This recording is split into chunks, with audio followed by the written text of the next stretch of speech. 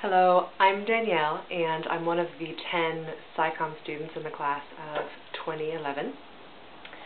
Now, we are all studying to become journalists in a digital age, and I wanted my first contribution to the blog to be a video because I wanted it to contrast with what I'm going to talk about, which is newspapers.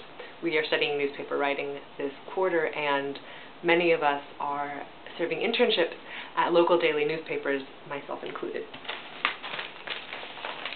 So the other night I was picking up H.L. Mencken's Newspaper Days, which is a memoir that he wrote about his entry into journalism during his days at the Baltimore Morning Herald, because I was looking for some historical perspective on newspaper work, and it was good to get it from someone as clever and frankly cool as Mencken. So I wanted to read you one of his quotes.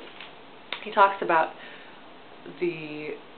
retelling the adventures that he had in his early days as a reporter, and he remembers them as one continuous, unrelenting, almost delirious moment, and when I revive them now, it is mainly to remind myself and inform historians that a newspaper reporter in those remote days had a grand and gaudy time of it, and no call to envy any man.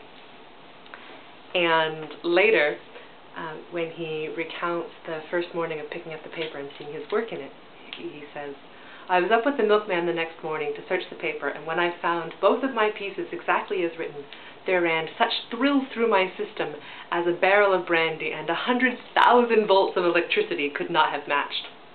Now, I'm not sure that it's so different today. The reporters in the newsroom where I have my internship seem to thrive on their job, though they work very hard for very little pay. And from my own experience, being assigned a story and given a few hours to finish it, and then waking up the next morning to see your name and your work in the paper is quite a thrill. And for that reason alone, I hope that newspapers survive the changes that we're seeing in journalism. But also, there's nothing quite like a paper.